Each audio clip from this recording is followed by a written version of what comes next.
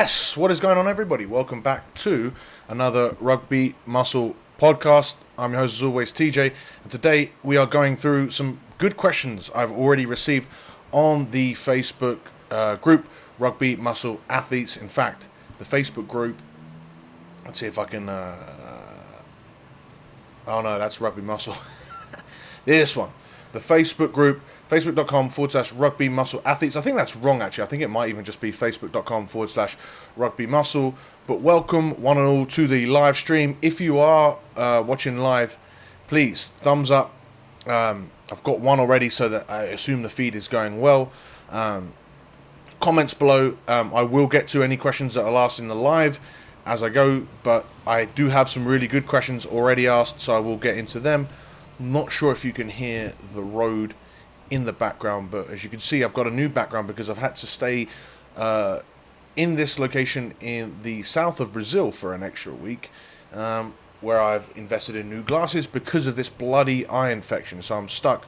I won't be wearing contact lenses for the foreseeable future, and I'm probably gonna have to invest in some laser eye surgery probably at some point this year. I think that's what I'm gonna have to do.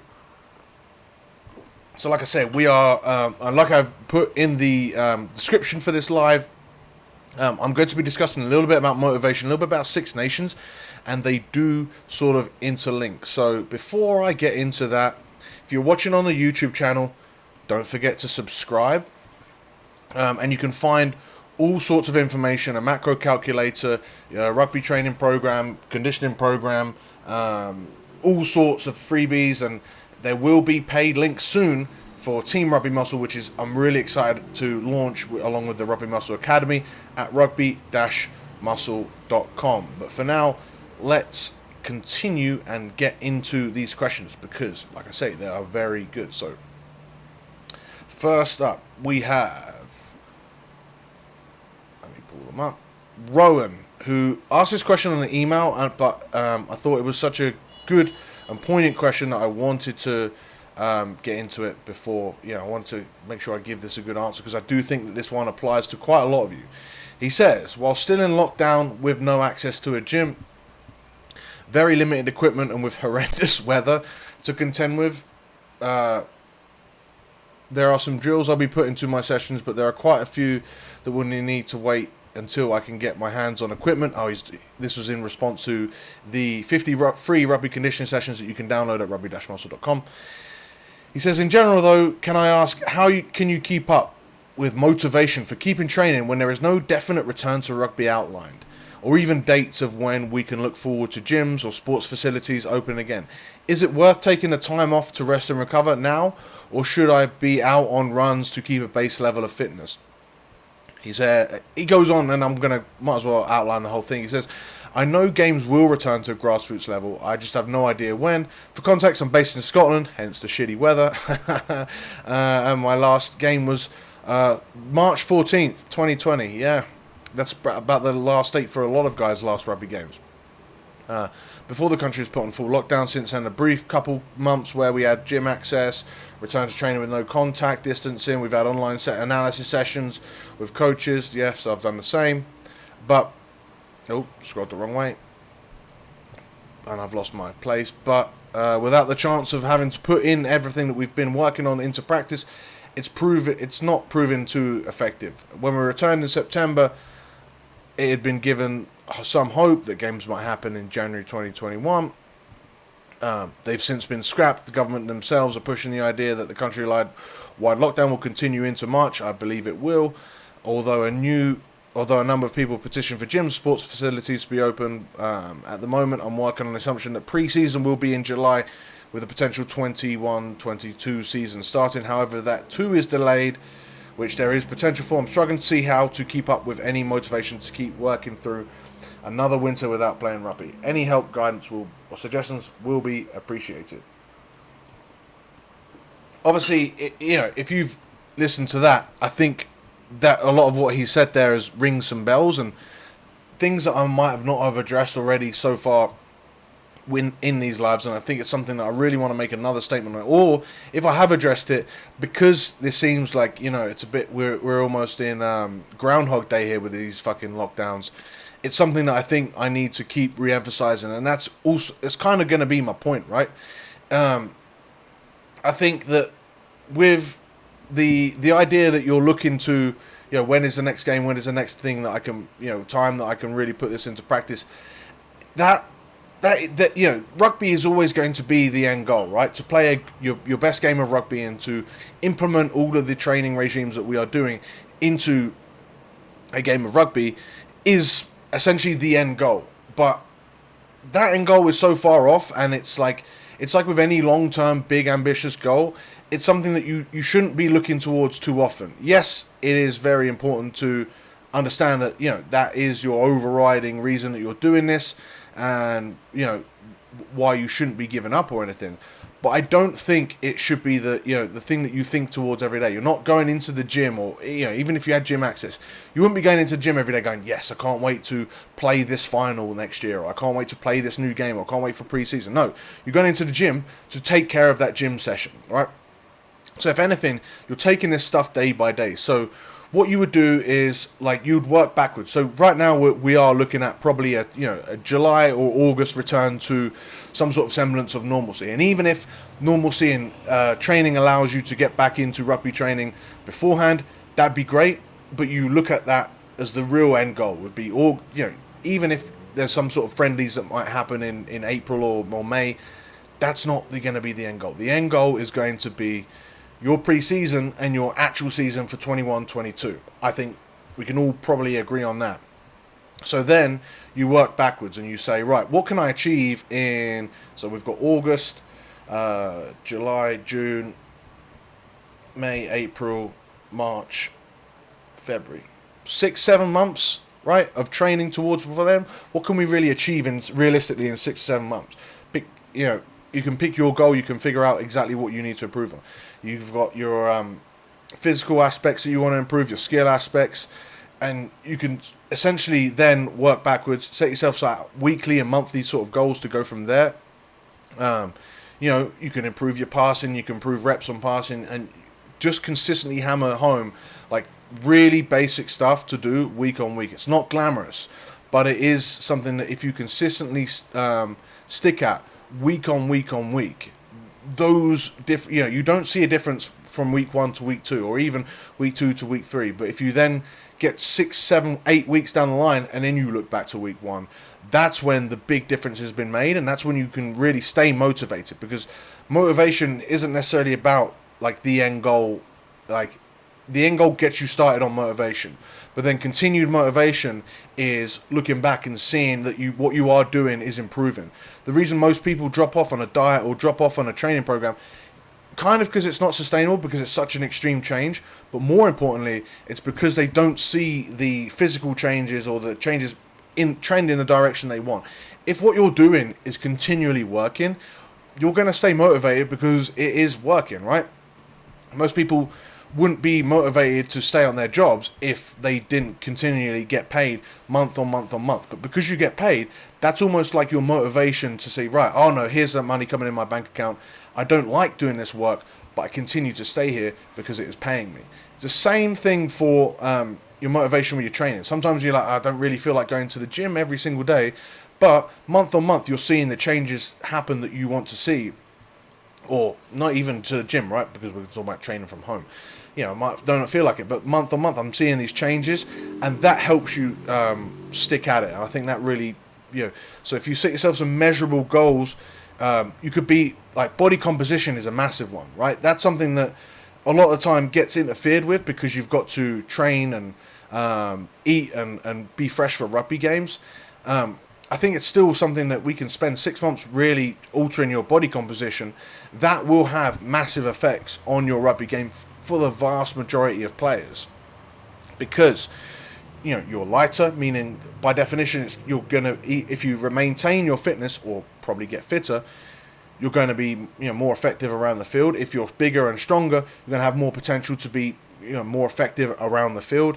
I just think that body composition is something that a lot of people can really improve upon, and you would set yourself again body weight goals. If you go back to the hypertrophy series that I've posted on YouTube, or the fat loss series also posted on YouTube, Go look for those videos. Just type rugby muscle fat loss or rugby muscle hypertrophy. You'll see those series on YouTube, and you'll be able to set yourself like sort of measuring sticks and just push yourself along the way. You could also just practice sprinting week on week, and if you did practice sprinting for once a week, every week for 6 months, I'm almost guaranteeing that you'll be getting faster because no one else does that.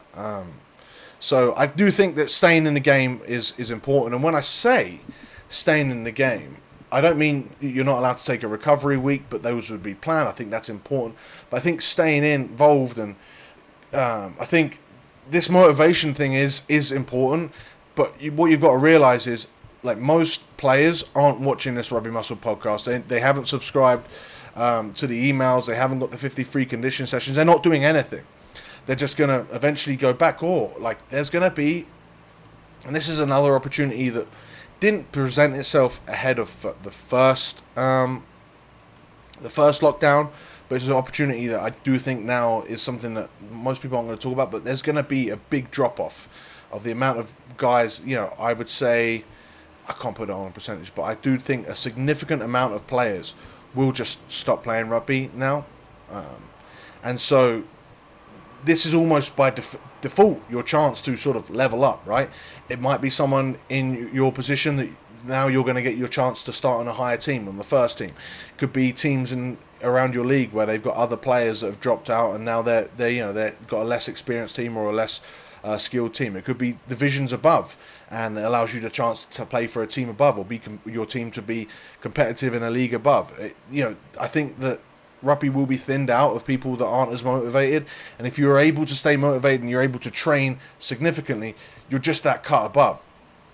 And then even of those players that return to rugby, there's going to be a large percentage of those players having either gained weight or just been inactive over this period of time. Yes, there'll be a certain few that have taken advantage of this and got much fitter.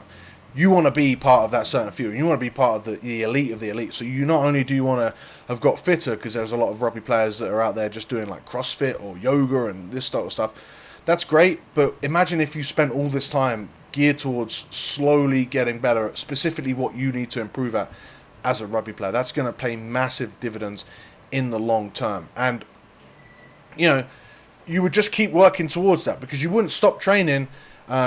Ideally, right, your physique and your S&C training wouldn't necessarily stop just because you're going back to rugby. If anything, you would need to keep up with your S&C training to avoid injury, and then therefore, like, looking at that end goal of being like that's the be all and end all. It's not. It's your motivation to keep going.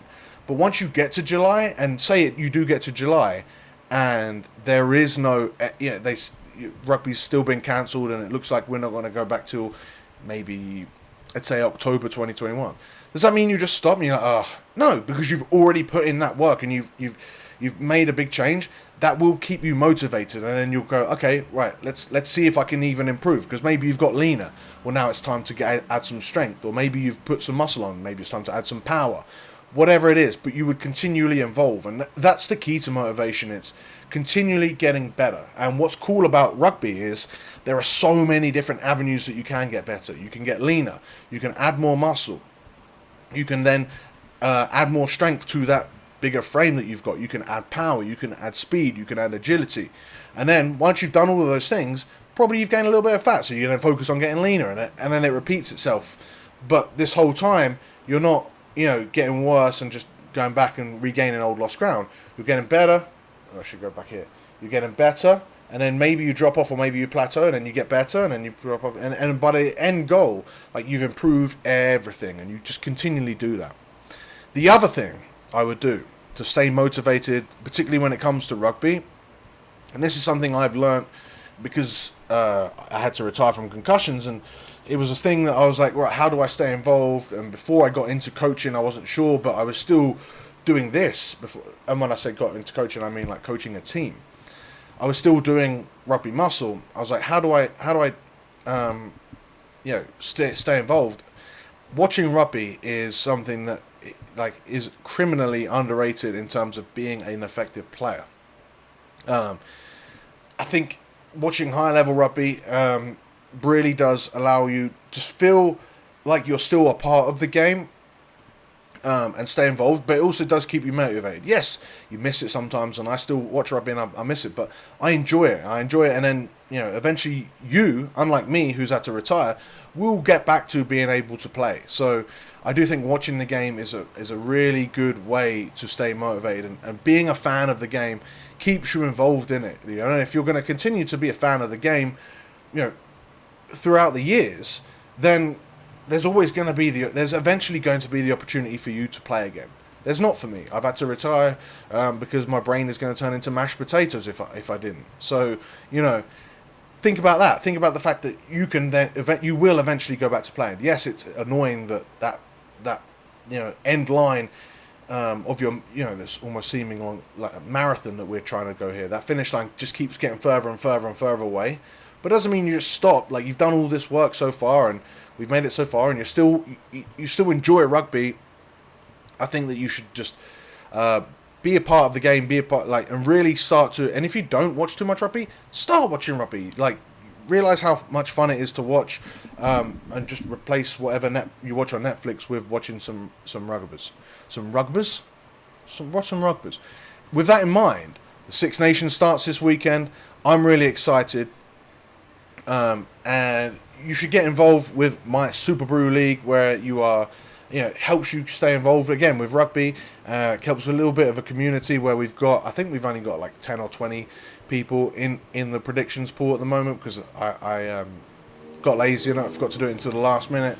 So I only posted it out now, but I'll post a link in. Oh, actually, there is a link in the Facebook group, superbrew.com.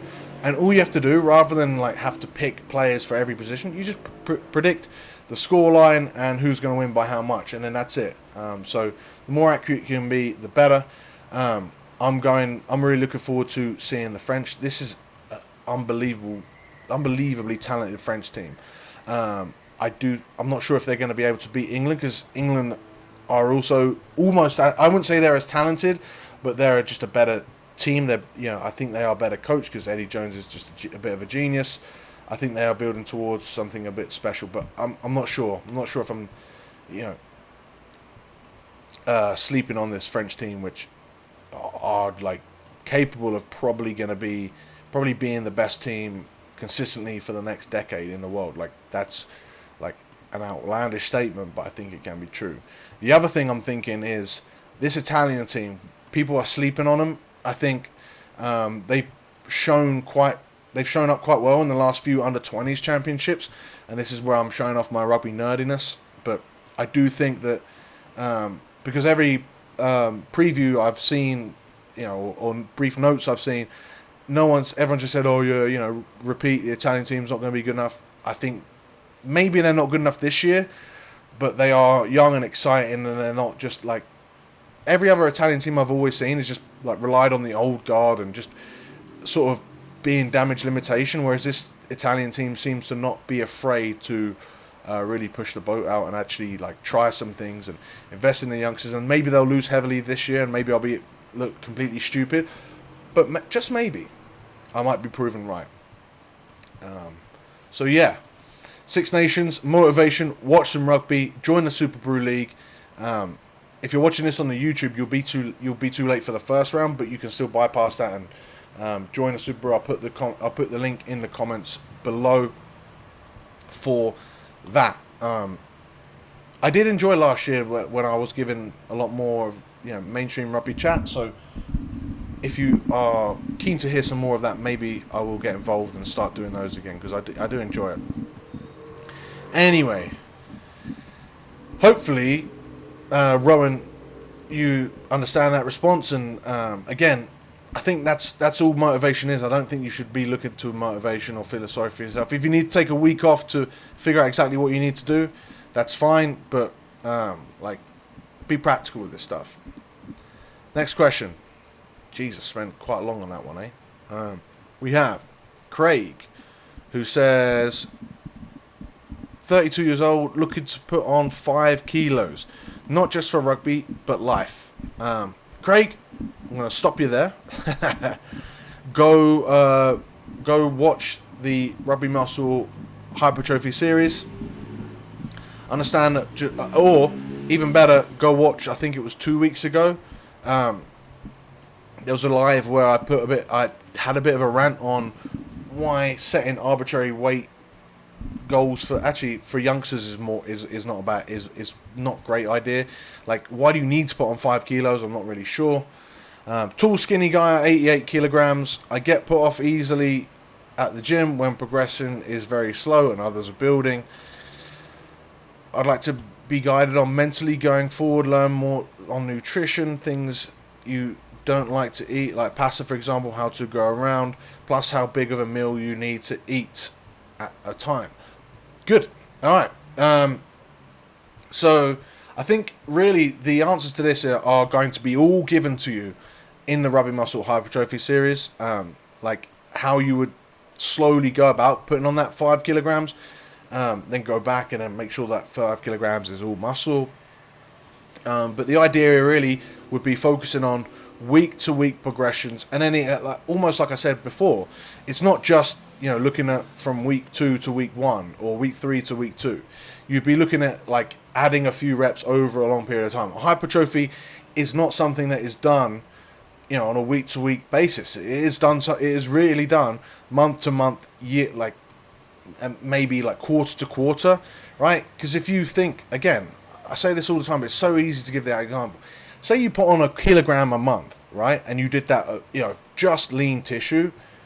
Like, are you telling me that you're going to put on 12 kilograms in a year and then you're going to put on 24 kilograms in 2 years? If you put on one, that's only 1 kilogram a month.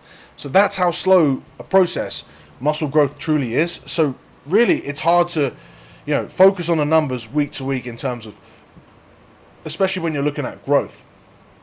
The numbers that you should be focusing on are just adding reps to the bar and just focusing on sticking to the process. You'd also look at, you can look at the minutiae of the numbers on the scale, but look at that not in terms of those are your goals, but that is your progression, that is your track. You're looking to make sure that you are staying on task. You're staying at least within the guidelines, right? So you would just look at yourself compared to the map that you're supposed to be going on. The other thing is, like, commit. Like, don't worry about what anyone else is doing. Worry about what you are doing.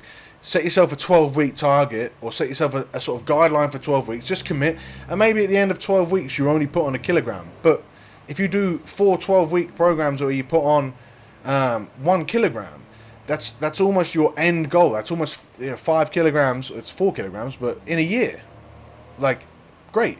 And then, like, if that's lean muscle, that is absolutely noticeable. So just commit. Ideally, you're going to put on more than 1 kilogram in that 12-week thrust. But even if you only put on 1 kilogram, not all is lost. And I think that's the problem, is that, like, too many people, particularly so the skinny guys, are too quick to quit and just not eat enough, and therefore they're not staying in hypertrophy, like in a consistent surplus long enough, because it's naturally, a skinny guy is naturally less inclined to eat more, because that's why they're skinny, right? And then you've got the bigger guys who are naturally less inclined to or more inclined to overeat, and then therefore they're spending all of their time trying to lose fat, but and not trying to gain muscle. So the biggest problem with hypertrophy is no one stays in a hypertrophy phase or with a hypertrophy focus for long enough. Like, and so for you, it's you're someone that, if you take 3 weeks off, where you're like, I can't bother, by definition, you're under eating for 3 weeks, you're under recovering for 3 weeks, and all your progress gets like sort of slammed to a halt. And that's not the be all. That's not everything is lost. But if you consistently do that every time, and you spend 3 weeks gaining, 3 weeks halted or reversing, then you're never going to get anywhere, because hypertrophy takes so long. You just need to keep pushing. In terms of nutrition, one meal, there is no one big meal. You just got to figure out how you can eat carbohydrates and protein. That's pretty much it. You just got to figure out what sort of sources you like. If you don't like pasta, have some bread. Beautiful. If you don't like bread, have some rice. If you don't like rice, have a lot of fruit, have cereals. There is no, you don't have to eat food you don't like. Maybe vegetables, but then you would teach yourself to like vegetables. The other thing is, like, if you have a completely spoiled palate, then maybe you have to teach yourself to like some foods. But that's a tangent for another time. Really understand that, like, if you lose track, one session isn't everything, one meal isn't everything. But if you consistently disrupt your progress with one bad meal or one terrible session or one session that you miss, then you never enable yourself to build momentum. So build momentum, but then when you do fall off the wagon, because it will happen, just get straight back on it, and understand that your goal is to put on 5 kilos. That goal is going to take a long period of time. So one missed session here or there, one missed meal here or there isn't the worst. It's not the end. It's when you give up. That's when it's the end. All right, let's see how we're doing on the live feed. Appreciate anyone that's watching just to give me a comment and let me know that we are going good. Let me know your thoughts on what I've given so far. I will just check that we are going, that I haven't been lost. Sometimes I'm not overly reliant on this software. It looks fancy, right? Like, got all these fancy videos, or fancy graphics, but we are not here. Let me see. Looks like we're good. Oh, I heard a noise. There we go. Ah.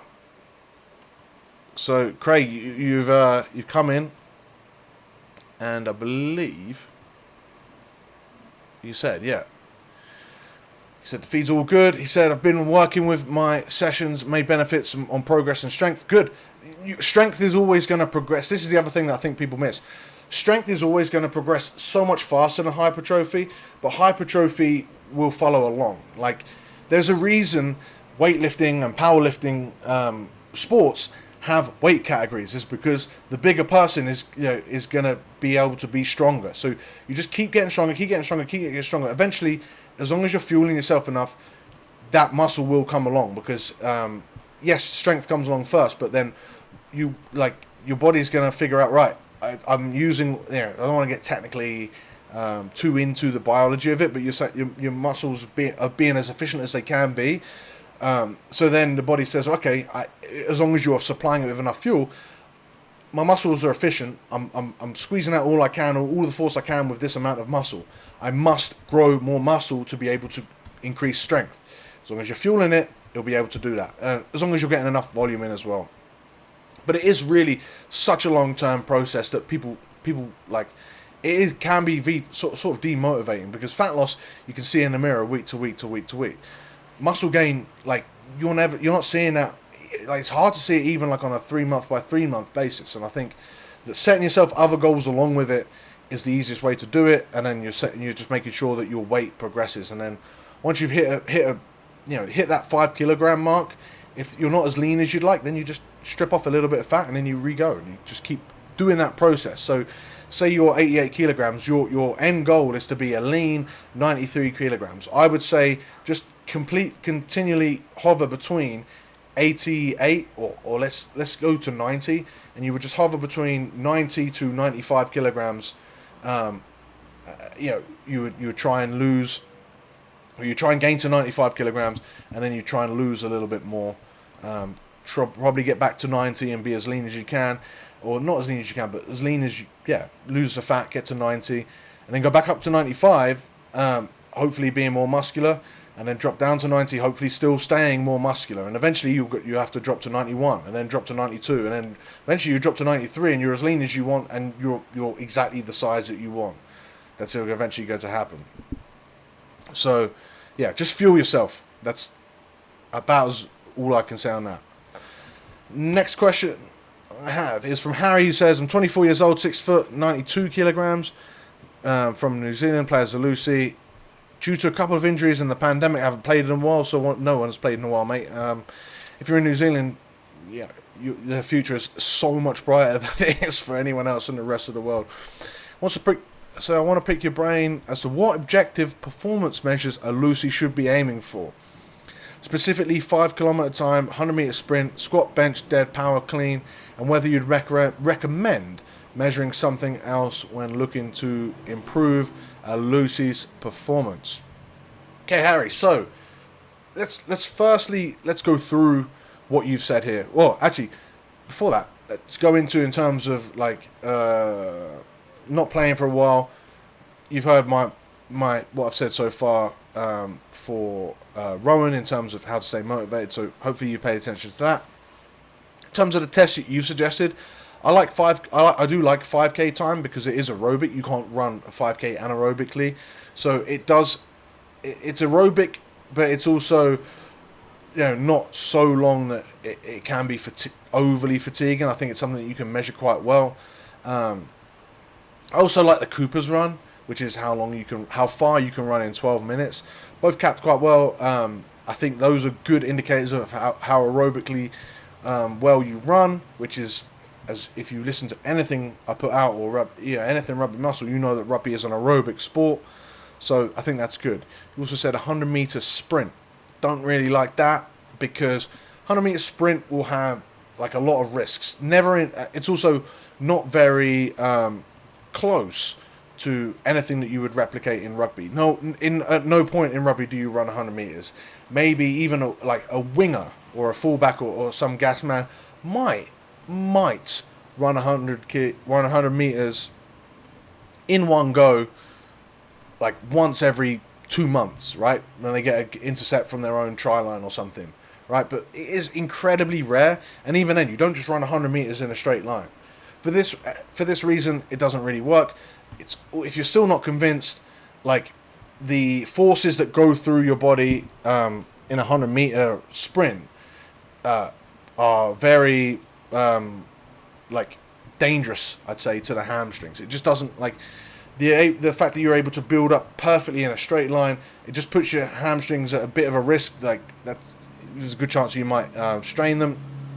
Obviously, if you're doing proper strength training, you run less of a risk. But if you're testing yourself, it just doesn't make sense to do 100 meters. I'd say do a 40-meter sprint. Just get a mate to measure it. I'd say 40 meters is quite a good one because it's a little bit easier to measure. If anything, do a sprint from like chest on the floor, because then you're allowing yourself a bigger room for error when you're just pressing that start and stop button.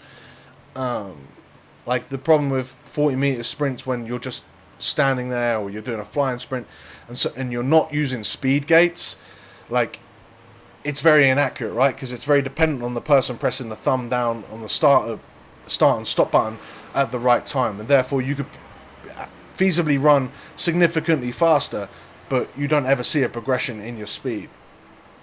So with that in mind, I'm not overly sure. I think hold on here, my Mac says it's going to run out of battery. I've just got to put it in the charger. Alright, we're good to go. I think you could look at 5 to 10 meter sprints, but rather than look at the time, just compare how you look. You know that you should be keeping a nice straight angle from your head to your foot, right? Most people will be like this because they'll try and lean, but they'll just lean with their torso. So over time, like record on slow-mo, just look at your body shapes and just see how you look. I think that's a nice little test if you want to just keep practicing your sprinting. And it's something that then requires, something, it doesn't require its own testing day that takes away from your training day. And there's a few weeks ago on a podcast that I reposted where me and Alex went over like why this is something that I've really dug my heels on this year, is I'm not a big fan of testing. I don't think that I think that testing is just, it takes away from training. Every week or every session that you do as a testing session is done for the sole purpose of testing. It's not training. Whereas if you can just gauge the fact that your training is consistently getting better in a direction that you want it, then you're not taking anything away from your training. You're using your training as the testing itself. I think this is a big issue that a lot of people try and do. And I posted it on Instagram as well, like why I don't like 1 rep maxes. I just don't like testing in general because it takes the focus away from just training. And you should be able to see and trust in your training that you are getting better week to week by seeing your training numbers get better, right? Either it's your volumes or it's your strengths or it's your reps or it's your speeds. Like, you should know that you are getting better.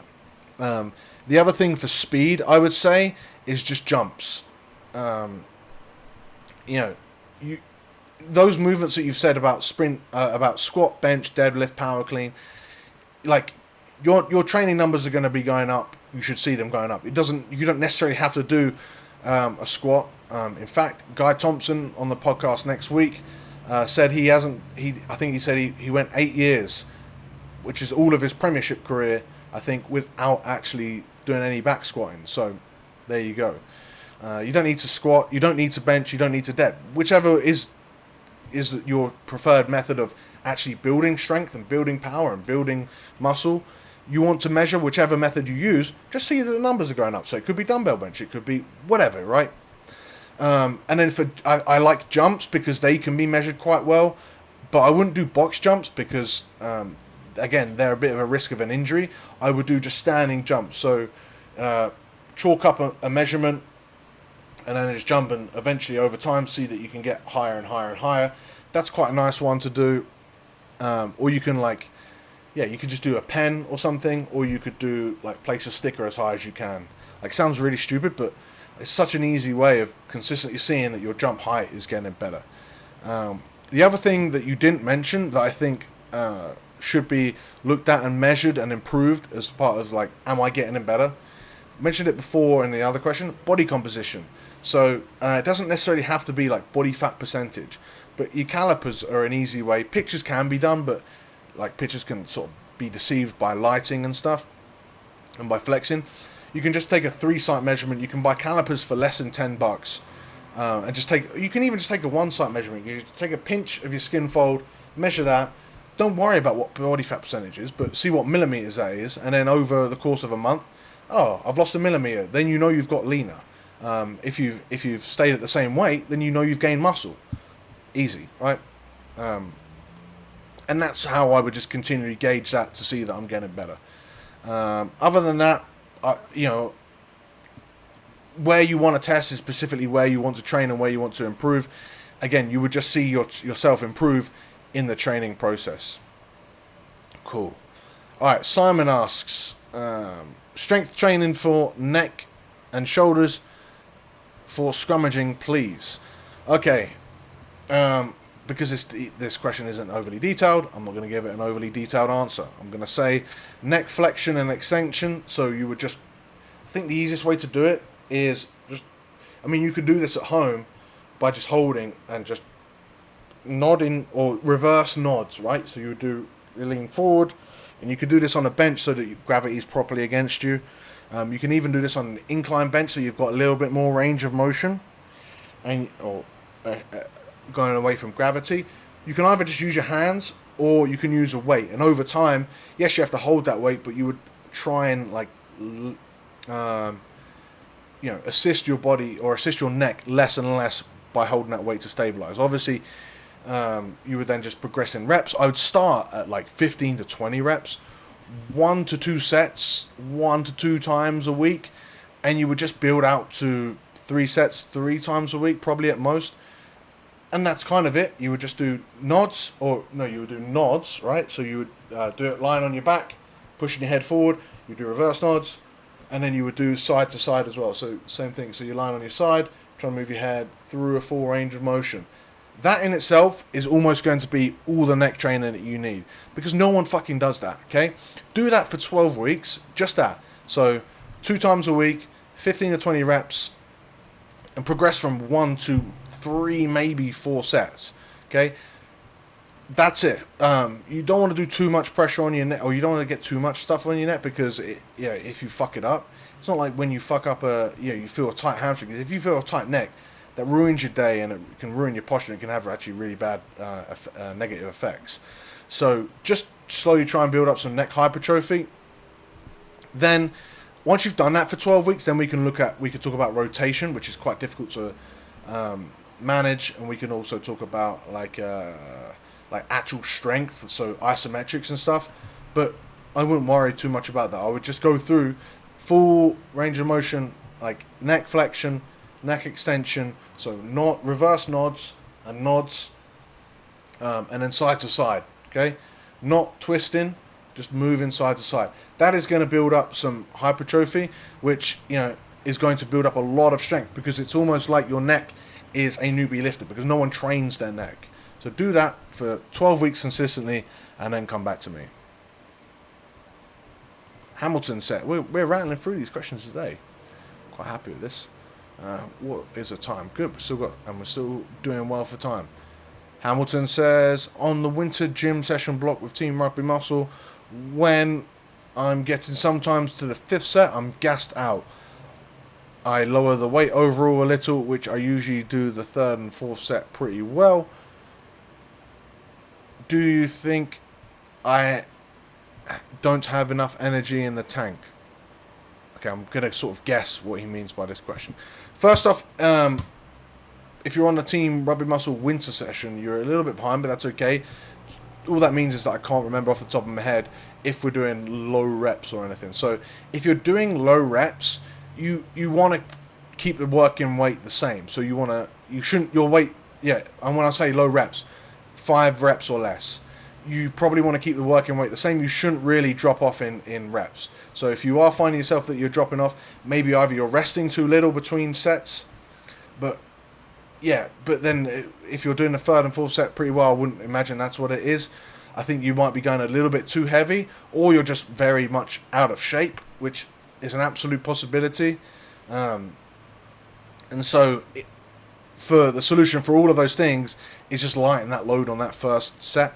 So yes, the first set feels a little bit easier, but it's almost greasing that groove, and then you're really getting that volume in at the higher. It's still going to be heavy enough to promote some good strength stimulus if we're working 5 reps or less. If it is higher reps, and I'm not talking like 20 plus reps, but that counts. 8 plus reps is what I'm talking about. You can go down in sets. You can even use Maya reps when it comes to hypertrophy if you're short on time. And when we're talking about hypertrophy, we're talking about work capacity. Like, volume is really the goal, just to get through a lot of effective reps. So you can do, if you're really struggling for time, and you can't like extend out that rest, then you would, so that you could meet that rep range, then you would look to just you could do hypertrophy. You could do Maya reps with a 10 to 15 to 20 second break between each set.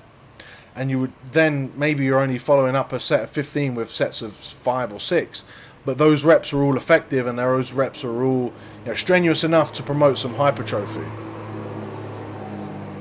Almost as strenuous as that lorry outside is sort of getting to go up that hill outside this apartment I'm at. Let him just go. Apologies for that, but yeah. So it depends if you're resting too little and you're strapped for time, or it depends if you're looking at volume work. It's also if you're looking at doing 5 or 6 sets, sometimes it is worthwhile taking a down set or taking a few down sets. So rather than doing 5 sets at the same weight, you do 3 sets. You stay just around the given rep range, but once they start to drop, even if you're resting quite a lot, that can happen, right? So you're never expecting to get 12, 12, 12. It might be like 12, 10, 7, right? Even if you're resting effectively, you don't want to dilly-dally in the gym. Then you would just lighten the load for the next 2 sets. So you would do 12, 8, 12, what did I say, 12, 10, 7. Then you would lighten the weight by 10-ish%. And then hopefully you would get 12 again, maybe even 15, and you would then stick within the given rep range. There is no perfect answer to it. It's just something that you've got to sort of figure out to combat. I do talk a lot about Maya reps and different ways, if you are strapped on time, to get in the volume in Muscle Building 104, which comes out next week if you're watching the Facebook Live. If you're on the YouTube, then it comes out, or it's already out, so just search for Muscle Hypertrophy 104. Bo also says, with warm-up, I'm pushing about 1 hour 30, 1 hour 35 max in the gym. Sound alright? Yes and no. Like, I'm not saying that's necessarily bad, but if that could be that you're dilly-dallying a little bit. Like, there's no need to rest too long. Like, I haven't programmed a proper strength block yet where you need to rest 3 to 5 minutes, because I want everyone to sort of stand on the I want everyone to. So what we're dealing with Team Rugby Muscle at the moment, and you'll be excited to see that this is relaunching for people that aren't in Team Rugby Muscle. In a minute, it's closed off. But what I've tried to do is make sure that people who are without a gym and who are with a gym are sort of still trending along the same goals in terms of what they're trying to accomplish with the training, so that everyone is like a little bit still more of a team, that we're all aligned and everything is aligned, so that when everyone is then without a gym or everyone is then with a gym, we're sort of following that same roadmap. So I know that we're not doing any strength, so I think there's no need to rest that long. I would say put your fucking phone away. Like just I would actually set a clock. If you're going to keep your phone out, just put it on the timer. Have that timer go. And just make sure that you're not resting more than 2 minutes. It definitely shouldn't take 1 hour and 30 if that's the case. He also says, I also want to say that now that I reread and re-listened to what you say, just how hard it is gaining a few extra kilos of muscle, it's not an easy thing to do, and it takes time. Yeah, absolutely. And I think for most people that are a little bit not, they're not sub 12% body fat, I think you can still gain muscle whilst losing fat, because it happens so slowly. So I would just make sure that you continually focus on getting that monkey off your back of being a little bit out of shape, so that then you can really properly focus on building muscle. Okay, we'll go to the live because we do have a question. It says, love the sprint advice and the idea of using slow-mo to assess shape. To build a bit on my question, I suppose I'm looking to see what you would say is adequate strength, adequate cardio for a loosie. Keen to work on my weakness, but I'm unsure as to what I would consider as more of a weakness. It's up to you. I know I'm being really fucking inconclusive here, but that's what it is. I think you could if you're running a sub 20-minute 5k, that's as good as your fitness is ever going to need to be. Your aerobic fitness is going to be. So that would be my end goal. And then I guess if we're looking at like top end goals where you're like, right, that box is ticked, I don't really need to work on it anymore, I'd say sub 5 minutes 5k.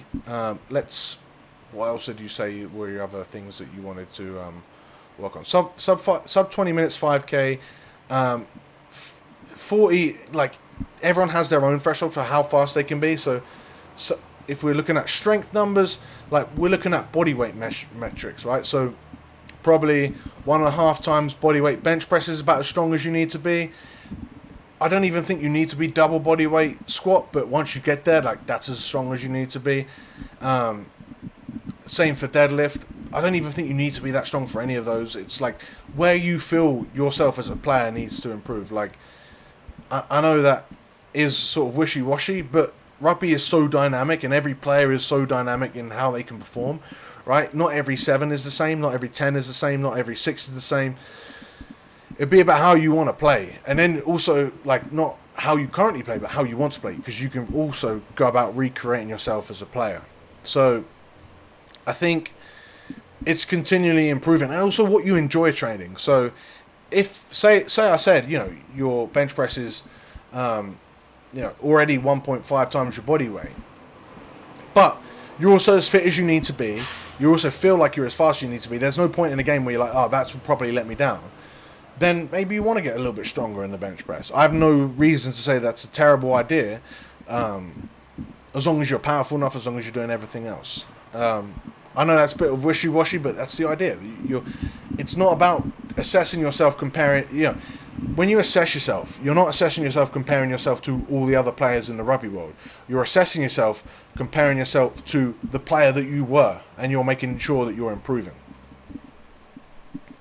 That's why you use testing. It's not to. That's why people that know what they're fucking talking about use testing, right? It's not comparing yourself to the other players in the world. That's not how it is. You compare yourself to the other players in the world by how you play fucking rugby. And I think this is lost quite a lot in the traditions of rugby, where people are just wrong. We are on to the last question. Oh no, 2 more questions, or 1.5. So Ian asks, what are some things that A, you've changed your mind about, and B, doubled down on in the past year? Oh, that is a phenomenal question. What have I changed my mind about? I don't know anything I've changed my mind about. So let me ask. I know things that I've. Let me answer. I know things I've definitely doubled down on, and that is the simplicity of training in terms of like what it actually looks like, not what goes into it, because what goes into it is like long. When I talk about what goes into a training program, I'm talking about your long-term development, like I said, all the different areas. If you look at the rugby physical preparation pyramid on YouTube, there are so many different areas that you can improve upon as a rugby player, that training can be like really complex, or the outcomes of training can be really complex, but then what it actually looks like on paper week to week are really simple fucking programs. You know, it's just doing the basics. You know, how do I get faster? Sprint consistently. You know, how do I get stronger? Lift consistently. All those different things are like the most important about how to get better in all these different complicated areas. But it comes back to being like really fucking simple. And the more I like rub shoulders with experts, the more I interview experts, more into like lectures I look into, the more I educate myself more and more and more, and I'm constantly involved in really re-educating myself as far as strength and conditioning. I talk to experts around the world. The end program is so fucking simple, and it's hard to sell that because people think, you know, it has to be rugby specific. I have to do these different special movements, you know, where I'm doing a bench press whilst holding a rugby ball. Like, no. On paper, a program looks really simple, and like applied is really simple. It's getting better week on week on week. Definitely double down on that. I also say I've probably doubled down on the aerobic development to get better at rugby, and that's purely because of lockdown. Because I've really seen that, like, for the brief period that my players did have pre-season, they fucking destroyed everyone, man. Like, I was so, like, when it was September, October time and people were getting back to rugby, like, they were, like, every week I was getting a new athlete coming in and saying, like, I can't believe how much I'm better. Like, I can't believe that just doing aerobic work has really paid off. I'm feeling, like, so freer on the field, or I've had props that have been lapping the backs and stuff, like, unreal. And, like, it's almost like, you know, we say this about strength, but it's definitely the same thing for rugby fitness. What it takes to build strength, or what it takes to build rugby fitness, is not the same thing as what it takes to demonstrate strength or rugby fitness, right? So for rugby, it's like, get better aerobically, get better in that real tie-in power element as well. And then when you're in the middle ground for a lot of the time of rugby, because you've got so much better in these areas, you will be so much better at the middle part, and you'll be so much better at rugby. But you don't train that middle part. You don't just do like, for example, if you were to get better at rugby, or if you look at it from a rugby point of view, if all you had to do to get better at rugby was just play games, that's all your Tuesday and Thursday training would be. It would just be not even engineered games. It would just be, right, welcome to Tuesday training. You're on that team. Let's play 80 minutes of rugby. Welcome to Thursday training. You're on that team, let's play 80 minutes of rugby. And you would get better every week, but that's not how it works. You have to train specific components, and you have to, like, what it takes to train something to get is different to what it takes to show off how you're to test something, right?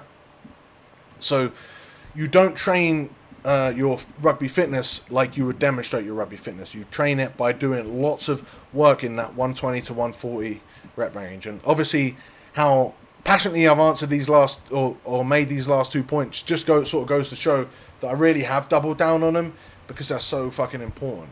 I still haven't thought of something that I've changed my mind upon in the past year, because I think because of lockdown, like, I haven't been as exposed to things that I could be wrong about as I normally would do. Over the years, I've been wrong about so much shit, man. It's ridiculous. Maybe again, I guess it's a case of doubling down, but I think, like, fasting and body composition to improve you as a rugby player is probably things that I've been wrong about in terms of I've had to double down on them in order to realise that I was kind of wrong. Because I'd be a bit more, in the past I would have been a bit more wishy-washy in terms of, I'm like, oh, you don't have to be very lean, you don't have to be overly muscular to be the best rugby player. And then I've been wishy-washy about fasting, like, oh, I guess you can use fasting. Now I'm even though I wouldn't have said that they're the great, I would have said before I would have said that they're not the be-all and end-all, right? I would have said that, oh yeah, you can fast and you'll be fine. And I would have said, oh yeah, you can kind of be out of shape and still, perform. Like, now I've realised, like, no, like, you're always going to be, as long as you've done it in the right way, a better player if you're leaner and if you're more muscular. As long as you've done it in the right way, that's a huge caveat. So, and then you're always going to be a bit better if you don't do any fasting. Yes, if you say fasting is convenient for your life, that's fine. Have a protein shake. It doesn't impact you in terms of having to, people. The benefit of fasting is that you don't have to worry about having to make breakfast or anything. You don't have to worry about, you don't worry about logging that food, and you then open up all these extra calories for later in the day. Having a protein shake doesn't really affect any of those things, but it allows you to consistently get enough protein feedings in within the day to, constantly fuel your body quite well. I think that it also sort of, like, I do think saving too many calories for the end of the day is not a good thing in terms of, like, your long-term eating habits. Like, I just think that it's a bit of a cop-out, in my opinion. Same thing for the body composition, right? Yes, you can play a bit better if you're if you've got a little bit of excess fat, but in general, like, your fat is going to be, like, you have a window for how much fat you can gain, just to make sure that you're fueled enough. But if you're overly fat, like, that's just going to be extra weight you're carrying around that slows you down, fatigues you more, makes you less athletic because you've more weight, makes it more difficult to be agile. So I just think that the leaner you're going to be, doesn't matter what position you're going to be, the better you're going to be able to perform. And then the more muscle you have, the more potential you have to be stronger. Now, people hear this and they think, well, that means, TJ, you're sort of talking out of both sides of your mouth because you've said how important it is to understand that muscle gaining is a long-term process. Yes. So they're both right? The more muscular you can be, the better. That doesn't mean that you can magically gain 6 kilograms of muscle in 6 weeks. Still doesn't happen. Like, if you do that, you'll get, like, if you gain 6 kilograms in 6 weeks, vast majority of that is going to be fat gain, which then says the opposite of what I'm trying to say. Body composition, not just gaining weight.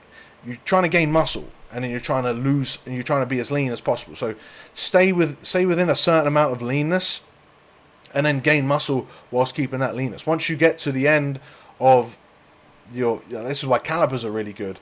Once you get to the top end of whatever millimeters you want to tolerate, you then would start trying to slowly eke away, rein in that fatness, and either you would just go into a complete fat loss phase, or you would just still stay in a surplus but make sure that those millimeters didn't increase anymore on your caliper measurements. So yeah, that's kind of what I guess I've changed my mind upon, but it's almost a change of mind in terms of I've doubled down on not allowing people to be wishy-washy with it. And that brings us to exactly 1 hour on the live feed. Harry has also asked any tips on fixing quad tendon pain. I'll have to get to that in another one because there was no way I'm going to be able to answer that without going into depth. And maybe that's something that it's difficult to sort of demonstrate, but look into isometrics and things and really understand that it could just be like most injuries are like overuse. So just look at, I said I'm not going to answer it, so what am I doing? Just look into how much you're training in terms of volume, and I'll get into a better answer in the next one. All right, that brings us to an hour. That brings us to a long, good quality podcast. Thank you guys so much for listening. Super Brew. subscribe or join my predictions league in the Subaru. I'll put it in the comments below. As usual, rugby-muscle.com. If you've made it to the end of this video and you haven't subscribed and you're new, don't forget to subscribe. Okay, rugby-muscle.com for all of those guides that we've spoken about. You also then will get an email from me and have opportunities to answer these questions. Join the Rugby Muscle Athletes Facebook group if you haven't done already. 5-star reviews on the podcast, please. Guys, I'm lacking reviews for 2021. I want you guys to help us out. Keep growing this show. I enjoy doing them. I'm sure you enjoy getting your questions answered. Without further ado, I'll see you in the next one.